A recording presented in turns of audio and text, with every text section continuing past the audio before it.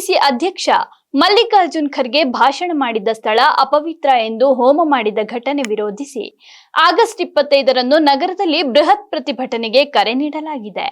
ಬೀದರ್ ಜಿಲ್ಲಾ ಪ್ರಗತಿಪರ ನಾಯಕರ ವೇದಿಕೆ ಸುದ್ದಿಗೋಷ್ಠಿ ಕರೆದು ಪ್ರತಿಭಟನೆಗೆ ಕರೆ ನೀಡಿದ್ದಾರೆ. ಈ ವೇಳೆ ದೇಶದಲ್ಲಿ ಭ್ರಾತೃತ್ವದ ಸ್ವಾರಸ್ಯ ಕೆಡಿಸುವ ಹುನ್ನಾರ ಕೆಲವರಿಂದ ನಡೆಯುತ್ತಿದೆ ಎಂದು ವೇದಿಕೆ ಅಧ್ಯಕ್ಷ ಶಂಕರದೊಡ್ಡಿ ಅಸಮಾಧಾನ ವ್ಯಕ್ತಪಡಿಸಿದರು.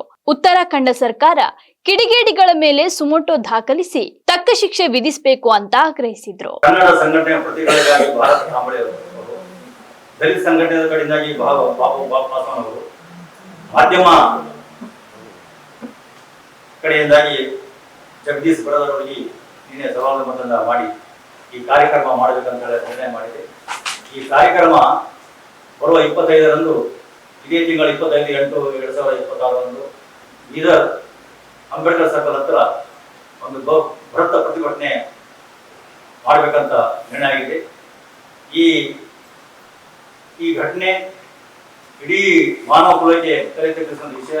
ಜಲ ಒಂದೇ ಶೌಚ ಚಮನಕ್ಕೆ, ನೆಲ ಒಂದೇ ಬಲಗೇರಿ ದೇವಾಲಯಕ್ಕೆ. ಅಂದ್ರೆ ಈ ನೆಲ ಎಲ್ಲರಿಗೂ ಅಷ್ಟೇ ಅಂತ ಹೇಳ್ತಾರೆ. ಯಾವುದೋ 12ನೇ ಶತಮಾನದಲ್ಲಿ ಹೇಳಿದ್ದಾರೆ. ಇಂಥ ಒಂದು 21ನೇ ಶತಮಾನದಲ್ಲಿ 21ನೇ ಶತಮಾನದಲ್ಲಿ ಪ್ರಗತಿಪರರಿದ್ದರು, ಕಂಪ್ಯೂಟರ್ ಯುಗ ಇದೆ. ಇಂಥ ಯುಗದಲ್ಲಿ ಕೂಡ ಇದು ಅಸ್ಪೃಶ್ಯತೆ ಜಾತೀಯತೆಯನ್ನು ಮಾಡ್ಕೊಳ್ತಾರೆ. ಅಂದ್ರೆ ಇದಕ್ಕೆ ನಾವು ಬಲವಾಗಿ ಖಂಡಿಸಬೇಕಾಗ್ತದೆ. ಕೇವಲ ಒಂದೇ ಸಮಾಜ ಖಂಡಿಸೋದಲ್ಲ, ಇಡೀ ಭಾರತ ದೇಶ, ಇಡೀ ಸಮಾಜ ಇದನ್ನು ಖಂಡಿಸಬೇಕು. ನಾವೆಲ್ಲರೂ ಕೂಡ